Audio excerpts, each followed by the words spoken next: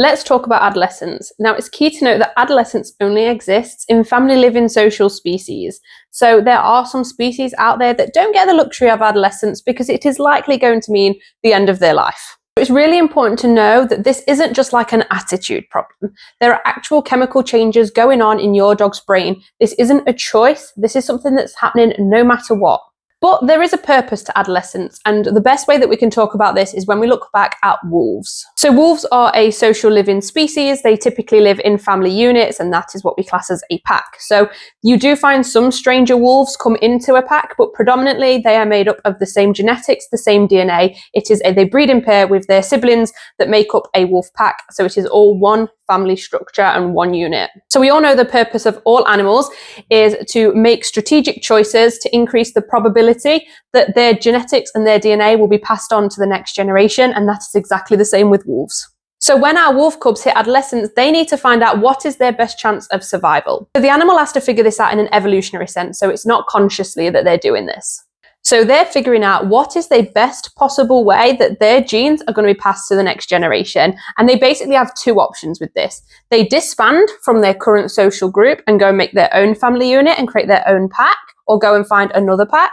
Or they stay within their social group and they protect and gain resources and bring up the young, for example. So because they all share the same genetics and the same DNA, they can protect this group because their DNA will then be passed to the next generation by protecting the existing social group that exists. So how they determine this is they get into conflicts with their current family members. Naturally, we start to see some wolves start to say no, where they would typically say yes. And sometimes they start to get a little bit particular as to whether they're going to do something or not that they probably would have done before. And if you've been through or currently going through adolescence, that should sound very, very familiar. So what's happening is the relationship is being stretched to see if it's going to break. And obviously, if it does break, it makes more sense for the wolf to disband and go and find their own or create their new social family unit. However, if it doesn't break, it makes more sense for them to stay and protect the current family group. And that is basically why adolescence exists. Then you add in your hormones and it's a whole world of a mess. But my point to that was, this isn't you. This isn't your fault. This is something that is naturally going to happen with your dog, whether you like it or not.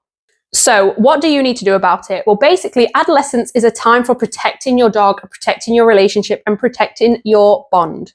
You want to see this as a relationship bank account. So basically, every positive interaction you have with your dog pays into that bank account. So every time you train them, play with them, feed them, give them some tactile, give them a fuss, as long as it's positive for them, you are paying into that bank account.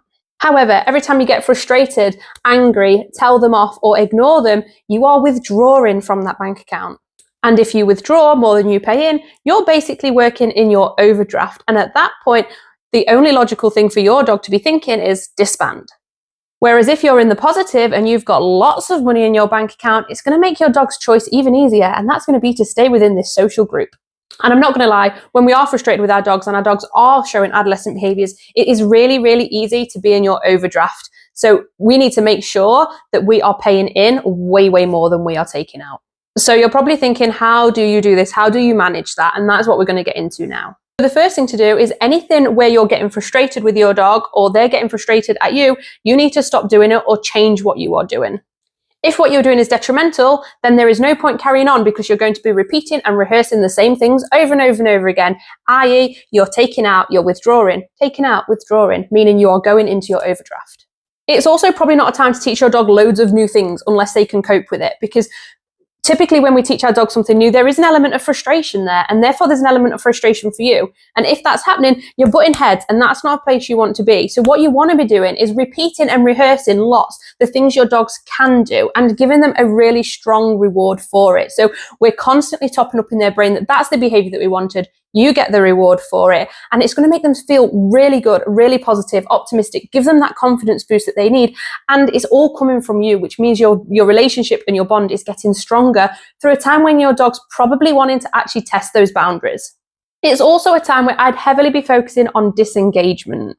And by that, I mean disengagement from everything, things they want, things they're not too sure about. Disengagement is going to be your best friend during this time. And that's because we find that sometimes our adolescent dogs tend to fixate on things. But again, this is genetic and does make sense. So from an evolutionary perspective, they're currently deciding whether to disband or whether to stay in this social group. And if they are looking to disband, then they obviously need to find a mate. And I don't know about you, but I don't think they're going to find a mate if they're moving from one thing to another. One minute they see a cat, then a butterfly, then a ball. It just doesn't work like that. If they're trying to disband and find a mate, they're going to fixate on one thing, just in case that's the thing that they're looking for. So you want to be going strong on your disengagement skills. And if you really have to, we may need to shrink their world a little bit, i.e. let's not take them to all the places that we think we want to go or where we think they want to go. We may need to take them places that we know that they're going to succeed in. Shrinking their world down gives us opportunities to skill them up for when they're ready to have their world opened up again. So it's not that we don't do anything, it's just that we purposefully pick the activities and the places that we go with our adolescent dogs to set you and them up for success. So we're going to train for a situation, not in it. And then when they're skilled up, we're going to be able to expand their world. And there's not going to be any question of a doubt as to where they want to be. They are going to want to stay and protect this social group. And that is going to be so key to your success with your adolescent dog. So instead of pushing forward and pushing your dog for more, you want to start protecting them. Scale things back a little bit, make them easier for your dog and protect you, your dog, and that bond that you have already created. Because a study in 2020 showed that those dogs that had a strong bond prior to adolescence didn't really get affected by it either. Basically, you can almost stop adolescence if prior to adolescence you focus solely on your bond more than teaching your dogs all these new fabulous things. You'll never have to go through adolescence at all. So that is basically adolescence, what it is, how it works, how it impacts your dog, and a few little tips and tricks on how you can help get you and your dog through the adolescent time. As always, I hope you found this useful. Please do be sure to give us a like and a follow. And if you've got any comments, please do drop them in the comments. And if you want to learn more skills and more things that you can teach your dog during adolescence, be sure to check out my online dog training academy, Paws Up Academy, where you can get a free 3-day trial and you can save 15% on your membership every single month when you use the code SAVE15.